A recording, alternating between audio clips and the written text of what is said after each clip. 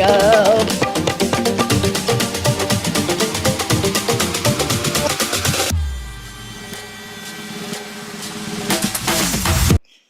All right, and welcome to the next fitness show.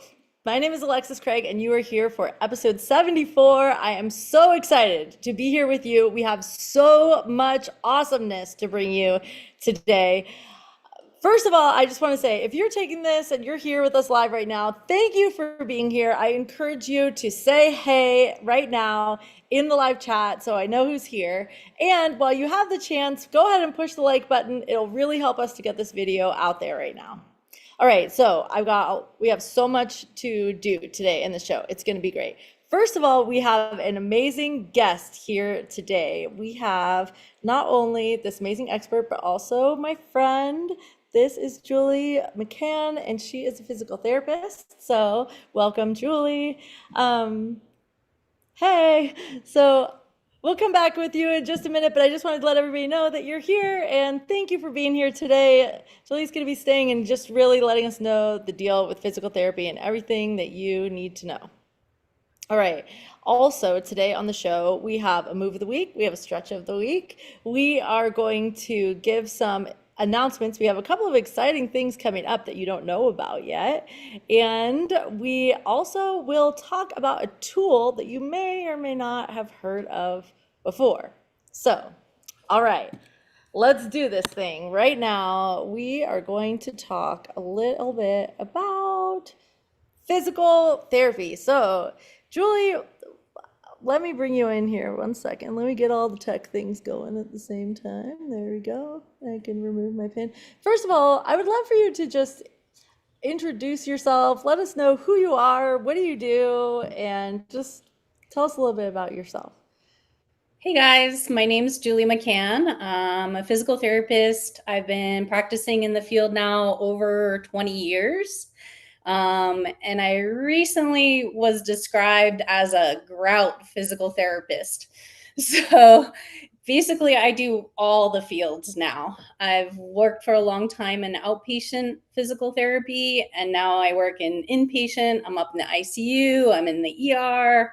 I've done wilderness events like Primal Quest and adventure races and triaged out there. So I fill in all the cracks basically as a grout physical therapist. So I That's work, what the grout means, is that you fill in all the cracks? yeah. Okay, that's amazing. I think it's really awesome that you have such a wide range of experience. So it sounds like you've worked with, I mean, first of all, 20 years is amazing. And you've worked with a really wide range of different kinds of people. I mean, I heard you say you're working with people in the ICU, so you're like in the hospital setting. And then I also know, I mean, I know you from Lake Tahoe, so I imagine it seems like people in Tahoe are sort of like more athletic than the average person, sort of. So I imagine that you have also been kind of like working with people in that arena as well. Yeah, 100%.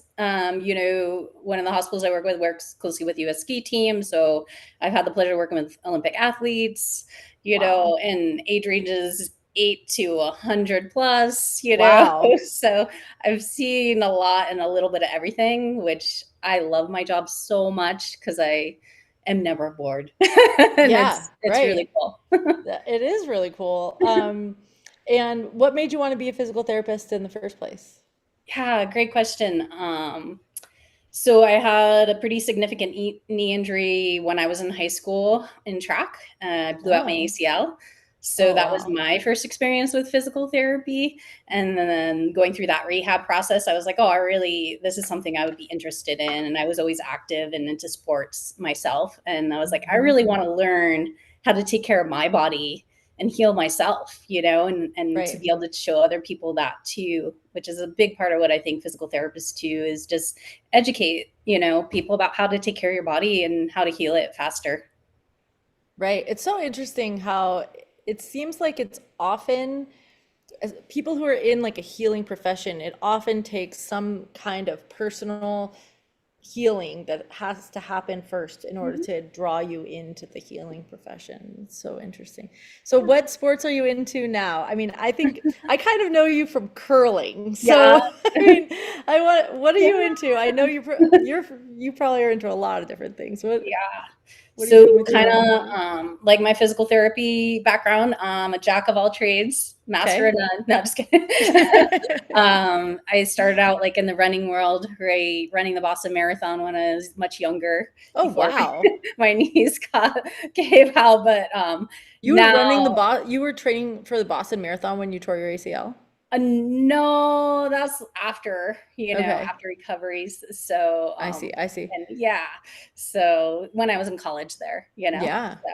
but yeah, but moving to Tahoe, I do all the Tahoe sports, right? Skiing, mountain biking, paddleboarding, just hiking with my dog, all those fun things. And actually, Alexis and I were in a curling bonds field together. So Yeah, curling that's is true. one of my other fun But I sports. mean, I am not even on the level that Julie is with curling. I mean, you're like some kind of champion curler that's won, I don't even know, like international tournaments or something, Bonspiel before, right? Yeah, I mean, yeah. yeah, you're like a seriously So, excellent curler.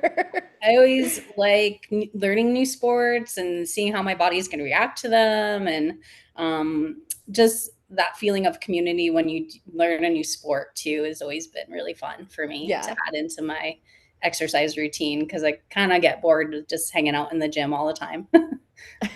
Yep, I can totally relate. Totally relate. In the chat right now, Jenny says hi. Megan says hi. Carol says hi. My mom's in there saying like that. First of all, she loves PTs. Yes, totally. Our family has definitely really been grateful for all of the healing coming through from physical therapists, especially in the past couple of years. So it's a very powerful offering. So yay. Okay, so a lot of the people who are on our team, that's what we call our kind of like customers or people working out together. It's like our teammates, right? Oh, Daniela's in here saying hi. Hi, Daniela. Um, really, we're working out. We might be working with some kind of physical issues going on. What I really want to know is like, what do you want people to know about physical therapy? Like, I, Mhm. I imagine many people have been to physical therapy. In the chat right now, if you've been to physical therapy, raise your hand or send in an emoji or something like that. I want to know. Mhm. But I mean, what do you want people to know? Like, what Mhm. is physical therapy really? Yeah, so it can be different things for different diagnoses, right? We treat Hmm. a wide range of things in our field. So, and there's lots of specialists out there that nowadays that specialize in pediatrics or hand therapy. I think the biggest thing I see is when patients come to physical therapy that have never been there before, they're kind of fearful that it's going to hurt or be painful. And that's really not our MO. Our MO is to, again, like I said, teach you how to heal your body, about the anatomy and what's going on with your body, Right. to assess, what we find, that you might not, maybe your doctor referred you. You don't really, sometimes patients come in and I'm like, why are you coming to physical therapy? What matters to you most, And the patient will be like, I don't know. And my doctor sent me here. And I'm like, okay, well, what Okay. matters? Like, do you want to be able to get out of bed easier? I think that's an important question for the therapist to ask you. Is your goal to get back to running a 5K and you have knee pain and you can't right now? So it's really finding out what matters most to the patient as far as what they want to achieve and their goals are, I think. And then based on the physical therapist evaluation of your body, looking at the whole picture, coming up a plan, of how you should go progress that way. Right. Does a doctor have to refer you for you to be able to go to physical therapy? Yeah, that's a great question. So with our practice act, we actually have direct access, but unfortunately, there's the insurance, right? So Right. pretty much most insurances require a referral from a doctor in order to be covered by your insurance. So, Sure. um, So if somebody wanted to just like pay cash, could they yeah. just show up and say, I really would like to do physical therapy on this part of my body and pay cash for it? Yeah, that's a good question. So a lot of times, private practices might offer that option, but I don't see that option offered as much in the hospital setting.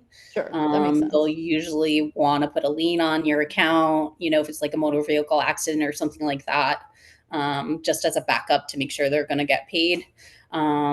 But the nice thing about the private, because I pay for my own insurance and I tell people physical therapy is really expensive. I can't afford physical therapy, Right. so I take that in consideration. But your HSA account, if you have one of those and you have private insurance, that might cover it too. So, Sure. So kind of what mhm. I heard was like it more depends on the practitioner what their Mhm. policies are around that kind of Yeah, thing, for sure. basically. Hmm. Sure. And then to you, what makes a good physical therapist? Hmm. Yeah, that's a great question. Again, I think experience matters. Hmm. Our background now, coming out as a licensed physical therapist, you would have your doctorate in physical therapy. So that's a total of minimum 8 years of schooling. Hmm. So as a professional, you're really experienced coming out of school. You've done multiple clinical rotations. Um, but I think having at least 5 years in the field makes a big difference, especially when it comes to manual therapy. Hmm. There are specialties in this field too. So if you're looking for someone to specifically work on pelvic floor or dizziness and vestibular therapy, you want to ask those questions. Does your clinic offer that specialty hand therapist or something like that? So you can go to the therapist that's had that extra training and Right. class in the area you need. Hmm. I would say the average outpatient clinic can treat, a broad range of orthopedic diagnosis pretty easily.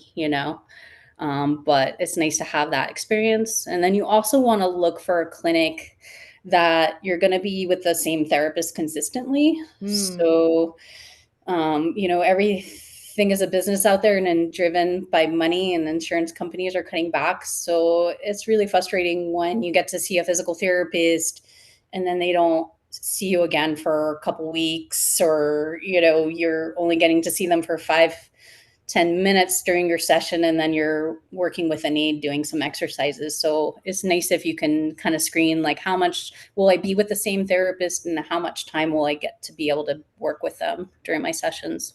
Got it. That's a great call out. That's a question I wouldn't have even thought to ask, actually. Hmm. If you were calling for physical therapy, trying to figure out where you were going to go, what else would you be looking for and what would you Hmm. be asking? Yeah, so like I said, I would be asking if I needed a specialty area, if there was anyone in that specialty. I Hmm. wrote a couple notes here. Do you take my insurance? Right. Is a good one. And then how long are your visit times? And Oh, how much time do I get with your therapist? So my clinics up here, one clinic I get 45 minutes across the board. So 45 minutes for my evaluation and 45 minutes each time I see the patient, which okay. And is that's like really good. standardized. So your sessions are generally pretty much always 45 minutes is what. Yeah, and then maybe patients are staying a little later to get some ice or treatment or some kind of treatment modality. They might stay an hour or something or ride the bike a little bit longer, but yeah, their time with me is about 45 minutes. Got it. But my other clinic, it's only 30 minutes, I you see. know. But I know some places don't have that offering, or the therapist might be seeing patients every 15-20 minutes, and the rest of the time they might be with an assistant or an aide for the rest of the session, which isn't to say those aren't skilled therapists, but you're still paying that same amount of money, Right. and you want to be working with the therapist if you can. Hmm. Right. Right. Question coming in from the chat is if you have somebody who's your patient and you have given them exercises to do at home, what suggestions do you have to actually get them to do it at home? That's awesome. Yeah, yeah. Well, I always check in the next visit and ask, "Hey, how's it going?" And it's kind of like going to confession. Sometimes people are like, "No, I didn't really have time to do it." Yeah. So, and it's kind of like anything, like any exercise, right? It's like, well, if you're not doing it at home, we're not going to be able to keep progressing you or changing what we're doing. We're not sure if it's working right. Okay. So I put the onus on the patient, like, what are you going to do to make yourself better? What are you willing to do? And I try not to give people too much. I tell patients, I want you to do good quality of exercise versus quantity.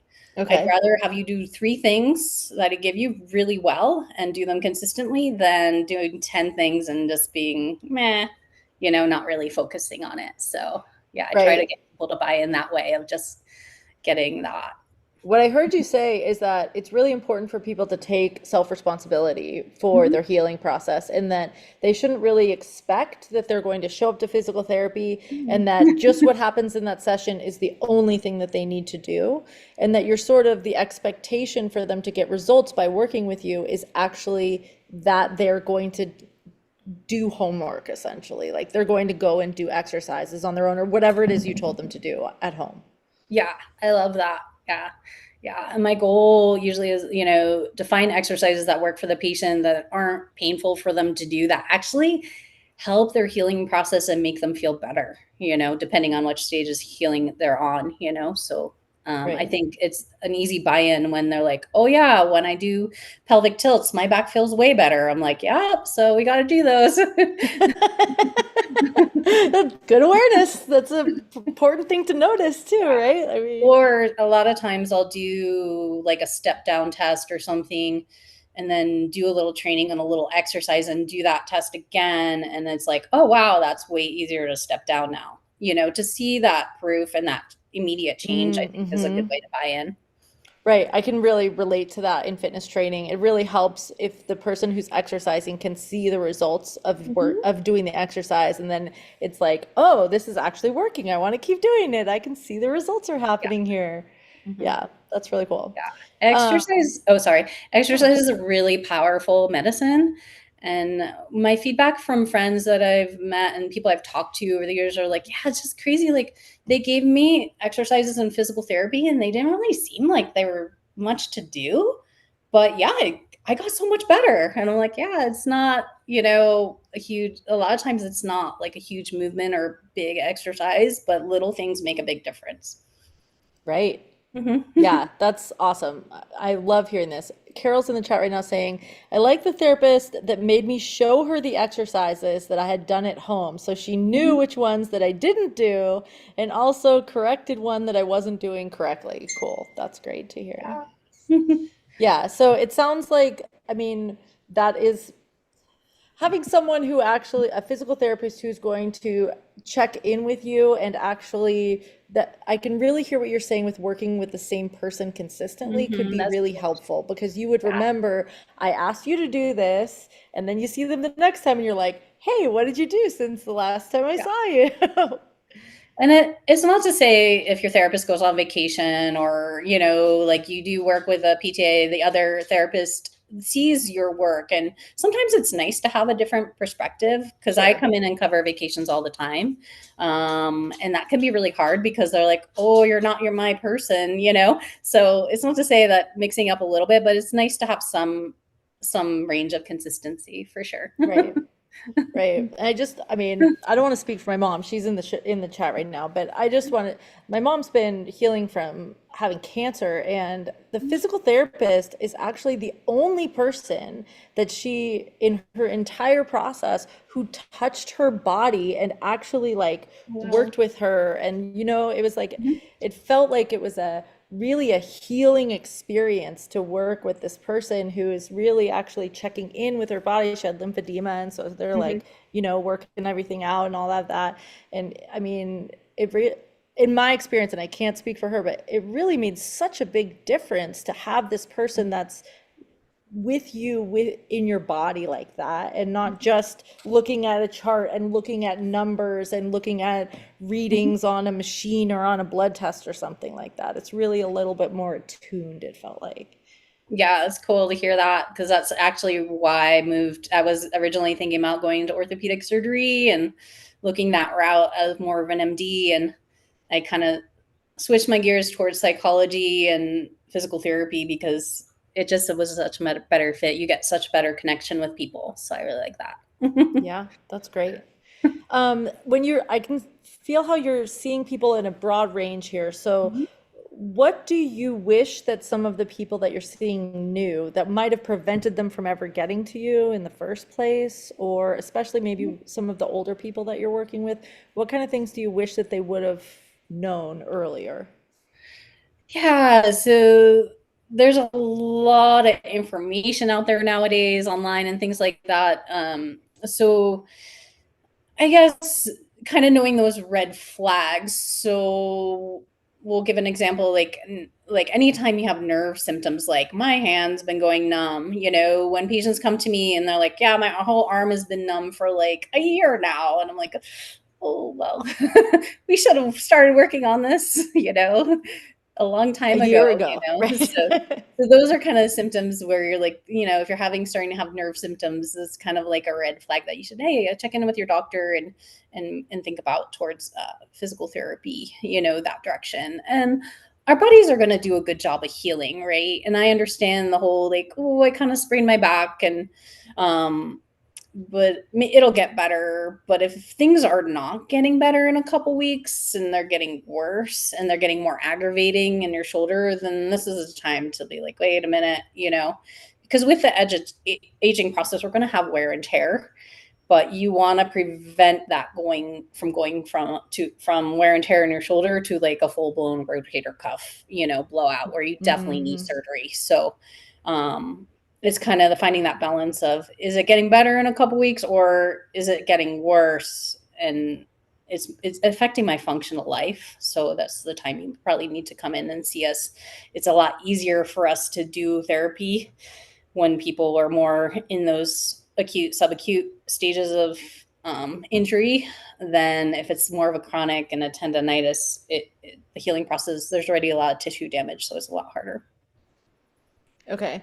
So what I just heard you say was kind of like, if you have something happen in your body that's new, especially something that's, painful or problematic, that if it's not getting better in a couple of weeks, that's the time to go and do something about it. Go get it Mhm. checked out or something, and not just ignore it, and hope Mhm. that it's going to go away, kind of thing. Yeah. Yeah. Yeah. Yeah, I hear that. Um, yeah, and what else? I don't know. Is there anything else that you would like to share? I think the biggest thing that is with most of our uh, people who are in our classes, for the most part, I would say we see a lot of lower body stuff going on, Mhm. right? We see a lot of like foot, knee, maybe the lower back is probably the biggest things, and then definitely some neck, and of course there's a broad range of other things going on, wrists and Mhm. elbows and all kinds of things too. But I don't know, is there anything like in general that you would give to people who Mhm. are working out, especially women that are like in perimenopause or beyond, Mhm. that you feel like is really important for them to know? Yeah, I mean, I think if you start to notice something being uncomfortable, right, doing an exercise, what I always do is like step back from the exercise, check my form, right? Um, Take a minute. Maybe I'm just not going to do that exercise today, or I'm going to lower the weight or go back to just active movement, and then Right, kind of look at like, well, why was that bothering me? Because you don't want to keep on your body's telling you have pain for a reason, so right. you want to like take a reset, you know, on that. And then I tell patients, make sure you're taking not overtraining. Make sure you're taking those active recovery days, too. So mixing it up. So just be careful with those repetitive motions, over time. So, yeah. Hmm. Right. That's great. Great advice. I love it. Mhm. Um, and if it's walking that's making you hurt, what do you tell people for that? Yeah, that's a great question. I guess here's a great answer. It depends. Um, Uh, so, adding water therapy in, I think, is always a nice adjunct. This whole mm, getting in the water and walking, but not everybody has access to that. I sure. understand. So, that's a great. thing. I think mentioned to me on the side of plantar fasciitis is like Plantar a fasciitis common is a thing thing. that a lot Yeah, of our customers are dealing with. Yeah. yeah, that's a hard one because it tends to be a chronic tissue inflammation and damage, and you just kind of keep on re-irritating it, Yep. So I think part of it is making sure those tissues are pliable and stretched out, good footwear, working on the intrinsics of your feet and your toe muscles is also really helpful. So there's like a lot of videos about toe dancing and stretching those toe muscles and things. Which Uh, would involve like taking your shoes off and working with your feet, right? yeah, doing some exercises and stretches that way as Mm-hmm. well. But you want to make sure if you're on hard surfaces or standing for long periods of time that you do have good footwear too. And Right. so just working with someone who knows what shoes would be good for your feet. So there's a broad range there. Nowadays, I've seen people go from the barefoot craze to the Hoka craze, right? So the I pendulum swings and both it's ways. like I don't know whether to which one to tell them. We just Yeah. as a team read Born to Run so that people would at least Oh, be like turned yeah, on to the there you go. concepts of Yeah. that, right? And I Uh-huh. mean, not necessarily that everything that's said in that book is 100% true, and plus it was written, Yeah. I don't know, at least 10 years ago, right? Yeah. Maybe more. Uh-huh. But I mean, there were some things that were interesting Mhm. going on in there, and I could also just feel how, I mean, that book made me wear the barefoot shoes for and run on concrete Oh, and get plantar really? fasciitis. Oh, Like, oh my gosh. Yeah, yeah, so so, and yeah. switch to, I mean, maybe not Hoka's, but I probably switched to some kind of like zero Yeah. drop, Uh-huh. you know, I don't know, what was it, Newtons or something, like, Yeah.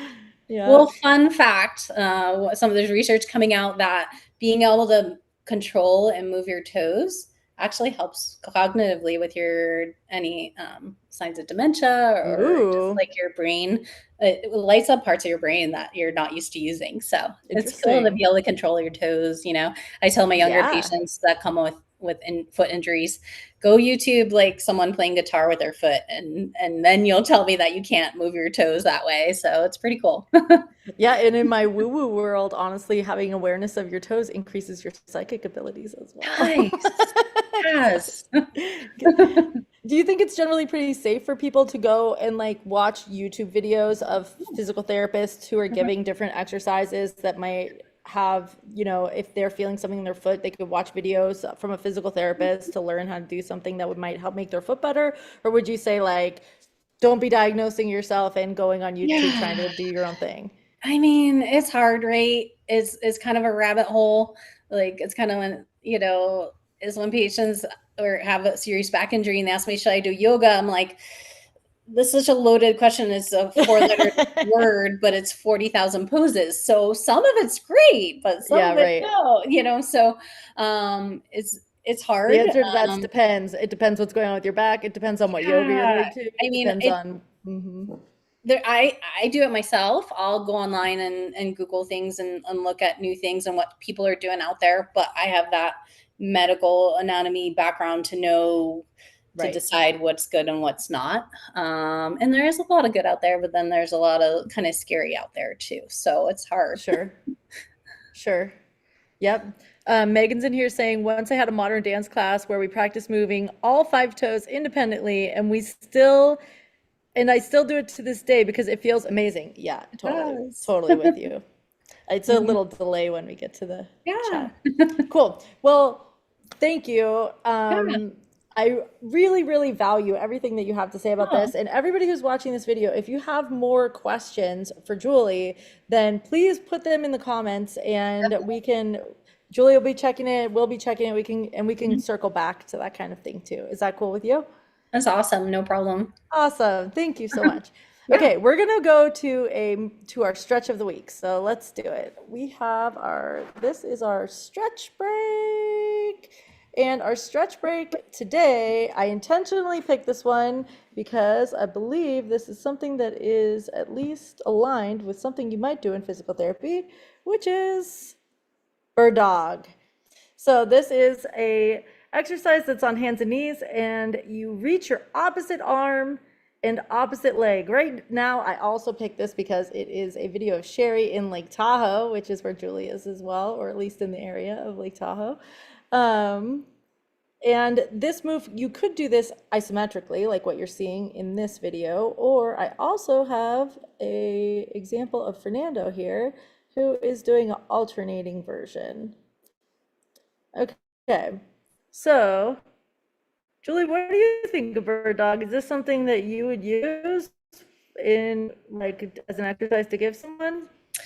Yeah, I use this one a lot because a lot of people aren't working their posterior chain that much. Mm-hmm. So by posterior chain, I mean your backside, right? Your Mm-hmm. paraspinals of your back, your glutes, and it's activating all those muscles, your hip knees, your trunk, your abdominal muscles to stabilize. So it's kind of an all for one. And then you're adding that balance element in too. It's pretty wobbly to like hold and hold on to that pose. So it forces you to like learn how to use your muscles equally on both sides, which I love. Yep. Yep. Totally. I love this one. I use this one as a warm-up move a lot to wake up posterior chain, especially if we're going to be doing a workout where it has a lot of squats or a lot of lunges or something where you're going to really be using the backside of your body. That would be something. And also if somebody was if you wanted to train balance, this would be one of the first moves that I would do with you, especially because it's pretty safe. You're not going to fall probably and crash from this position. You're already pretty close to the ground. And you could even lift one limb at a time instead of opposite arm and leg. You could do just the one arm or just the one leg. I also really think this one's valuable for anti-rotation, especially because I know that most people are getting injured in the transverse plane, right? Rotation is generally the, conducive to all kinds of movement, which is great. But at the same time, that's how my understanding is how people are getting injured. So the ability to control rotation, which is really what's kind of happening here, is you're using your muscles to not rotate, right? So anyway, I love bird dog. Yeah, yeah. Do Little you have warm up any? with a cat cow and then get into that. It's really nice. Love it. Yes, totally. Okay, do you have any form considerations? Your goal is to keep that spine in a neutral line, right? I tell people from your head to your tail. And then sometimes I'll like place I used to, back when DVDs were cool, I put those on someoe's back and be like, don't Oh, you this is like the DVD of truth. Like, do not let this fall off your sacrum, the you DVD know? of truth. Yeah, like this is how you know you're not because it's hard to see what your pelvis is doing back there. Yep, So to put a little like notebook or something light on there that you have to balance on there when you nice. get used to the I move a love little that bit, it's kind idea. of nice. Nice. In the chat, they're saying you're terrific, by the way, just Aw. saying. Well, I generally encourage looking down toward the ground because your neck is part of your spine. So I don't want to call you out, Fernando. It's all good, but I would look down to the ground. And then also the back toes, I generally cue to point the back toes down to the oh, ground because okay. elevating the hip, as you kick the leg back is kind of a thing.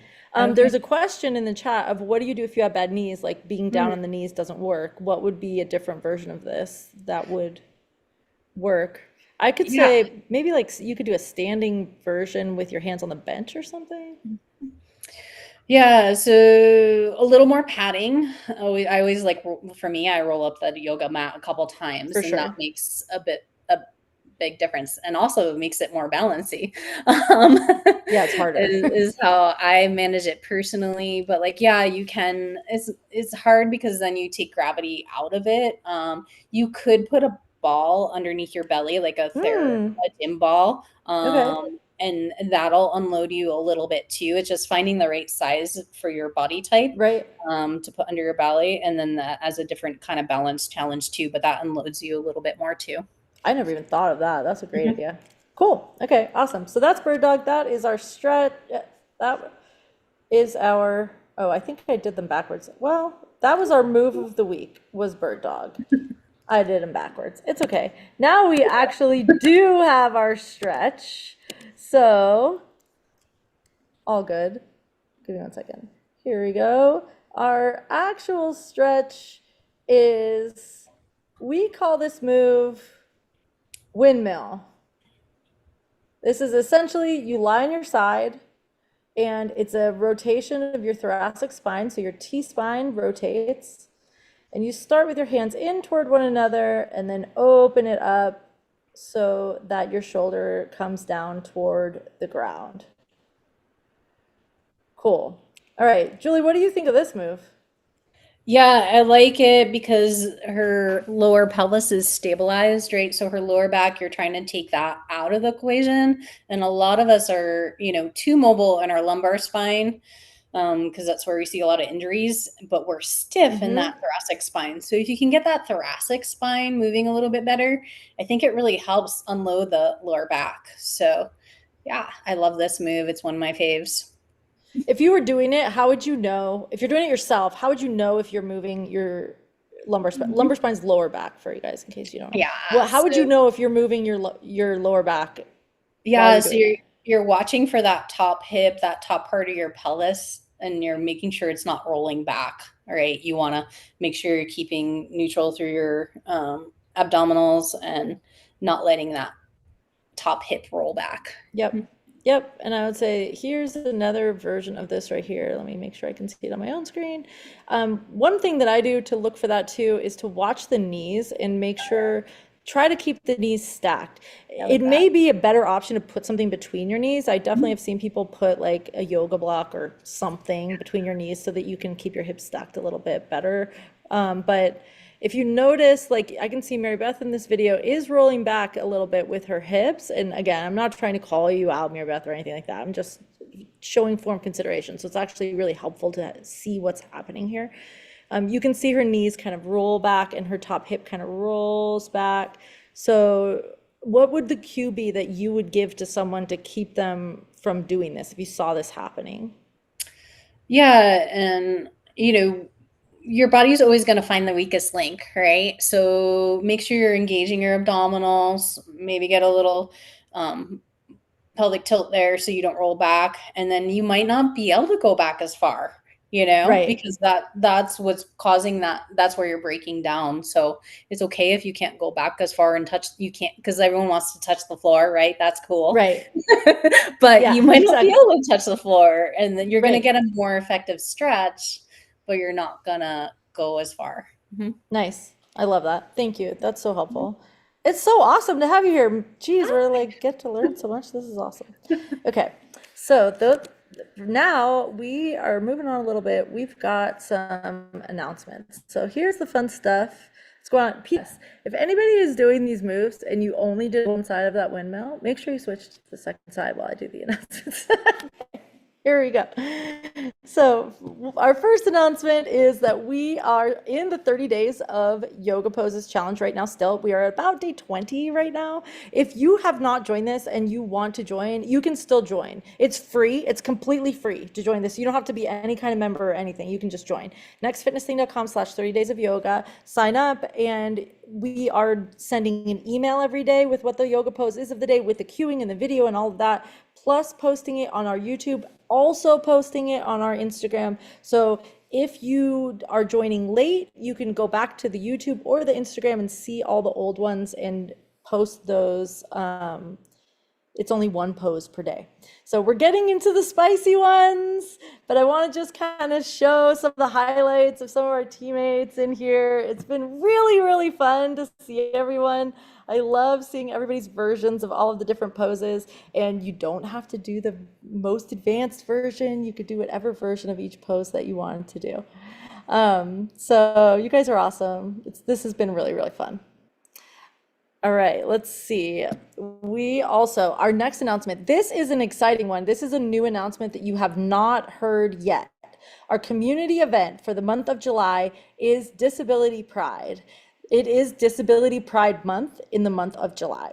So for Disability Pride this year, we are hosting not only a workout, but a fundraising workout. It's on Sunday, July 27th, which is the same day as book club. And we're putting this directly before the book club so that you can go from one to the other if you want to. This is a fundraiser for an organization called BORP. You'll be learning more about this. I'm going to have some people from BORP come and join on this show in the next couple weeks so that you'll learn more about it. But our teammate Marissa is part of this organization, and she has been really, really instrumental in helping them to raise funds. It's basically an organization for people with disabilities to be able to do really fun things, like to be able to ride bikes and to go rock climbing and to go camping and to do all those kinds of things. So it's a really, really awesome group. And we're going to do a little fundraiser for them on July 27th, and it's a workout, and it's totally free to join. So you can join. There's no obligation to donate to anything, just if you want to. Sign up by going to thenextfitnessthing.com/disabilitypride. All right. And I just want to remind you that book club is coming up. It is on that same day, Sunday, July 27th. This book club is with Anna. This is the only walking book club that we know of where you're going to go for a walk and talk about the book at the same time. And the book this month is from Abby Jimenez, just for the summer.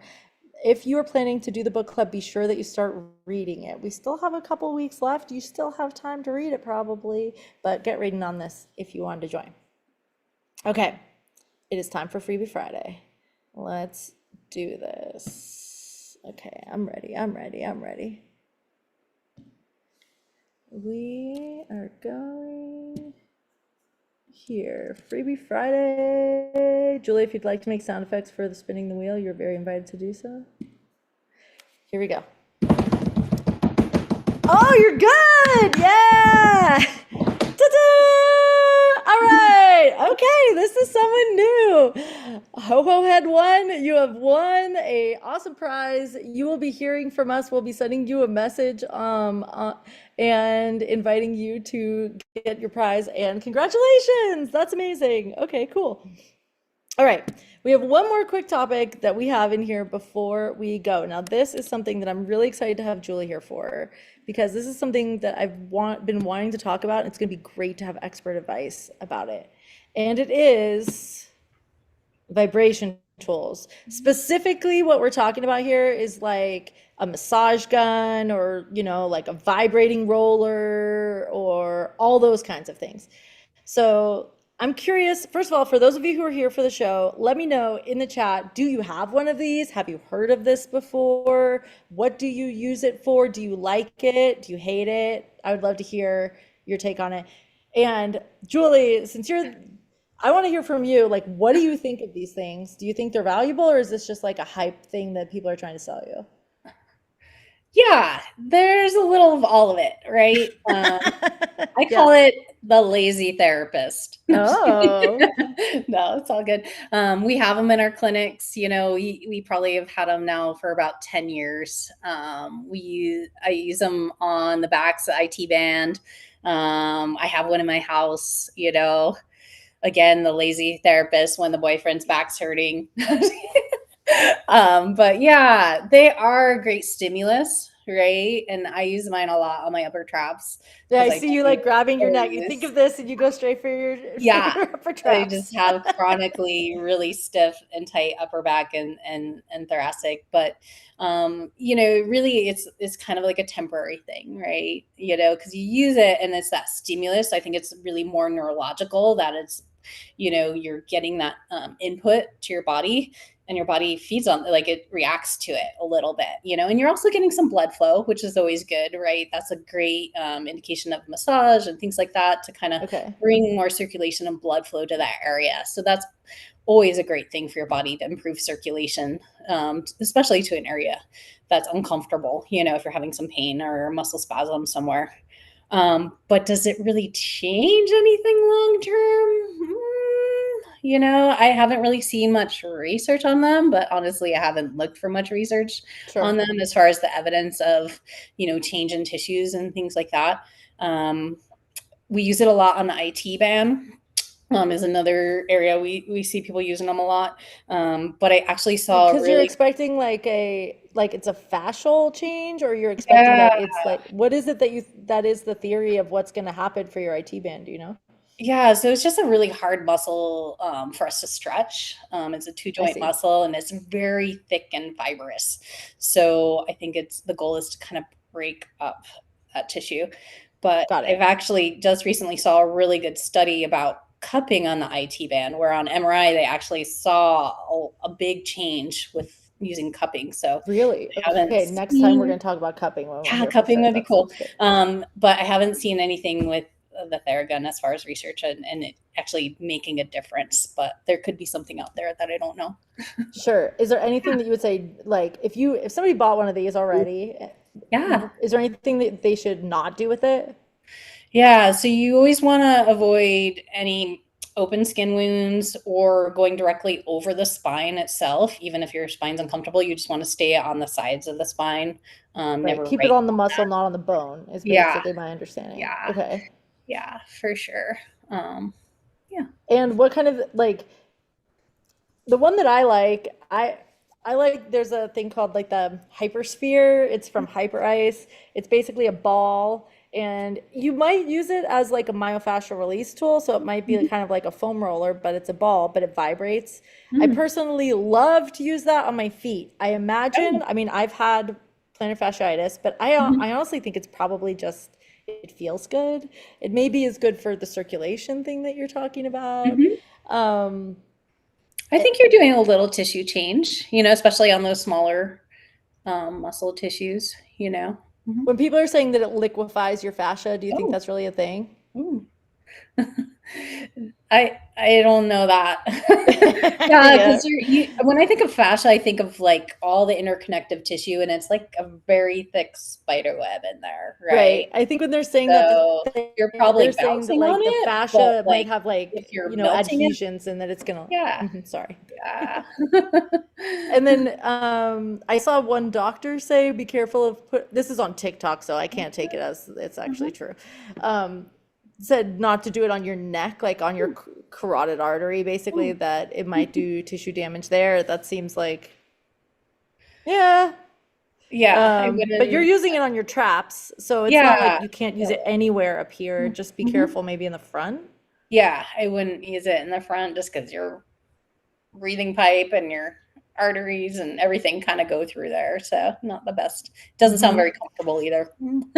No, it doesn't. I mean, Yeah. but I mean, a lot of this stuff that is a manual therapy might not be that comfortable anyway, Yeah. right? Yeah. I Yeah. mean, some I people mean, I hate think foam rolling. exactly. Yeah. My patients either love or hate the Theragun, right? It's kind of if you like that impulse and that stimulus, everybody's nervous system is a little different, what they like, So, Yep. Yep. Okay. Oh, I didn't scroll down in the comments. There's actually a lot going on in here. oh, Okay. Um, Megan says, I could not live without my massage gun. I hear you. What are you using it on, Megan? That's what I would like to know. Mom says that she used it on my dad's lungs to loosen oh. mucus in his lungs. My dad has lung cancer and Mhm. COPD and all those things. Okay. Um, Carol says she doesn't have one, but you're familiar with them. My brother, who's a quadriplegic, always wants they have a Tim Tam and they use it on his thighs all the time. It definitely kind of helps him, I think, to open his hips a little bit more, like his Mhm. quads, his IT band, that kind of thing. Yeah. You were talking about what's the one that you like? Me? Yeah, Oh, it's called like Theragun. That's like Theragun. that's kind of like the Right. physical There's therapy like a one.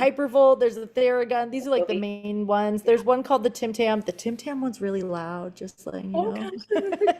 Yeah.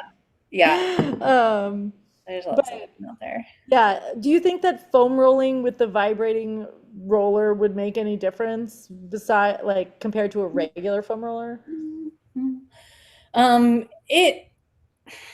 It might just be too much. So on the foam roller, I want people to kind of relax into it and spend that static time on it, and kind of work it out. So the vibration, it just might be too much stimulus. But again, it depends Uh-huh. on the body, and what your Right. nervous system can tolerate. I wouldn't give the vibrating one Sure. to someone who's never been on a foam roller before. Like just kind of Right. sometimes I give them a softer roller and then work your way up, what you can tolerate. Yeah, Sure. but and then it's Right. it's nice if you can. Megan says Pure Wave is the one that she likes. That's Okay. a good Sorry, one. go Yeah. ahead. If you can do the Theragun and then do some stretching afterwards, so you get that stimulus, you get the muscles to relax, and then do some of your stretching or yoga moves would be kind of for me like a nice way to add in. That's great advice. That's so funny because as you're saying that, Megan's here in the chat saying, quick massage gun followed by stretching is the most helpful for me. There you go. Awesome. Great. Perfect. Okay. Well, thank you for everything. Thank you for being here on the show with me. It's been honestly wonderful to have you here. I would love to have you come back sometime, and Cool. that was really, really great. And what else? Everybody who's here on the live and on the replay, thank you for being here too. Um, Please remember to push the like. Also, I just want to mention, I didn't say this with the Freebie Friday, and I should have. The way that you enter to win for Freebie Friday is to comment on one of our YouTube videos. So you can comment on this video, you can comment on any of our yoga videos we put out this week, you can comment on, I did a Nexus of Alexis video this week. So any of our YouTube videos, if you leave a comment, and it doesn't even have to be a video from this week, that's how you get entered to win Freebie Friday. So go comment on videos. Okay, and Julie, is there anything that you would like to promote? Anything, do you want to help people find your socials? Anything like that? No, that's awesome. First, I just really want to thank you, Alexis, for doing this. I'm not really good at social media and putting myself out there, so I appreciate you're so welcoming, and it was really fun Aw, for me. And then yeah, I'm at Jules Macan. JulesMacan is my Instagram. And you nice. guys can reach me there. I am also on my side gig. I'm a faster way to fat loss coach, and that's a nutrition lifestyle program. So my Nice. next round coming up for that is in August. Okay. But I appreciate your community and And if somebody was interested in that, they would connect with you on Instagram in order to find out yeah, about they it? they can just send me a note, and if they want more information, I'll send them a link for sure. Okay, awesome. Yeah. Great. And I challenge you with that. I think that you may not be comfortable with putting yourself out there, but you're wonderful in this environment Thanks. and you are a wealth of information and you're really easy to understand. And it's been such a joy to have you here. I'm so Cool. grateful to have you on this show and just to have the opportunity for all of our teammates to have access to your brain. It's a really valuable thing. So thank you. And your heart. Nice. Anytime. Cool. All right. So, team, thank you. Have a wonderful day. Have a wonderful week. And that's it. We're out of here. Bye. All right. Here we go.